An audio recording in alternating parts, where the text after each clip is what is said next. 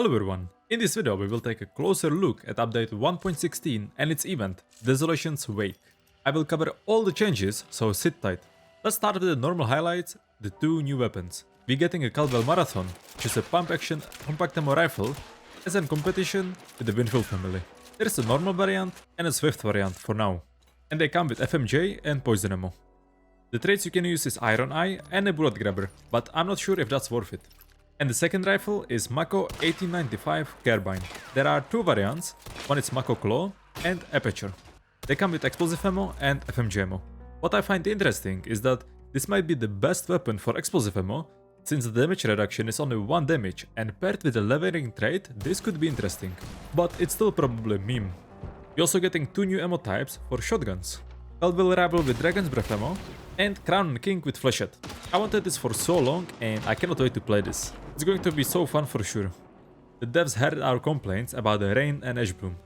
During Rain, the heavy phase duration got reduced from 4 minutes to 2 minutes, and the Ash Bloom made it that the light phase duration will be more common, and also made the audio to be less intrusive. Now let's get to the gunplay changes.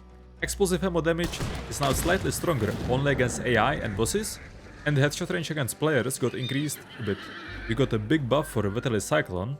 Devs reduced the recoil and increased the reload speed by quite a bit. Maybe now it's finally going to be worth the money.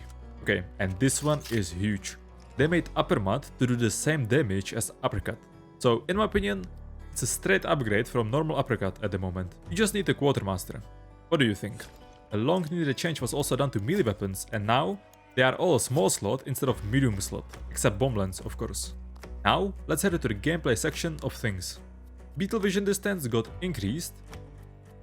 The damage of melee tools against bosses got decreased, so we will see how this turns out with a combination of decreased spawn rate of world melee tools around boss layers, which is another change.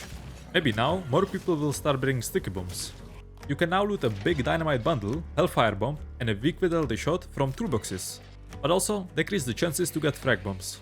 Resupply for Star Shell and Penny Shot is higher now, and we got a slight buff to Light Food, where if you walk through noise traps, it will play the same audio as if you were crouching. This doesn't apply for sprinting though. Stamina consumption for Knuckle Knife got increased, but if you play Stamina Shot, this doesn't affect you. Antidote Shot now lasts the same time as Stamina and Regen, so big one is 10 minutes and the small antidote is 5 minutes. And the last wave of missing inspects is here. You got the inspect for everything at this point, so all consumables, all tools, weapon inspects has been added. Reviving Red Skull teammates now takes a bit longer and takes 50 HP. Now let's take a look at some meta changes. We got a big changes to the recruits and legendary hunters, because the last update devs went little too far. So, tier 1 hunters come with a 1 trait, tier 2 hunters come with 2, and tier 3 hunters come with 3 traits. The overall chances for high value perks also got reduced, so you won't see Fanning and Doctor on every hunter. On the other side, refunding traits that are worth 1 point will give you 1 point instead of 0. Legendary hunter traits got buffed to have a combined value at least 11 trait points.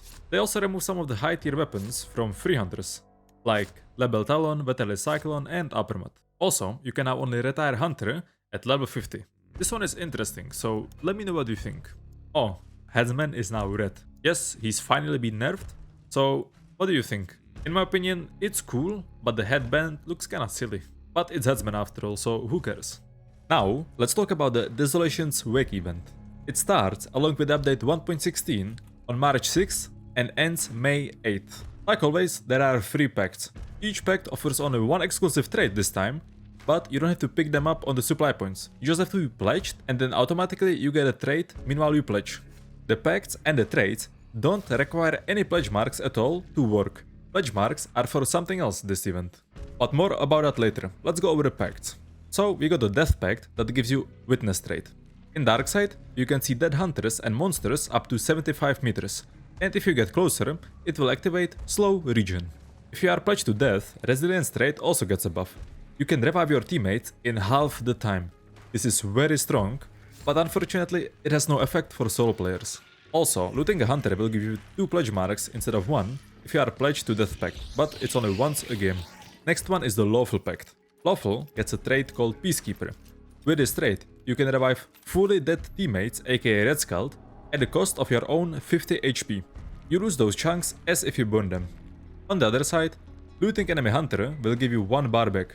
Again, Those interactions don't require or consume a pledge mark. The boosted perk for Lawful is Pack Mule. You loot 2 bullets for every hunter you loot. This applies to all weapons the same. Once you reach 30 event points with this pact, you get 2 pledge marks instead of 1. Last is the Primal Pact. Berserker is making comeback, so with this trait you will do double melee damage. And the boosted perk is a beast face that makes you fully invisible to all animals. You can sprint through crows, ducks, dog kennels and they won't trigger.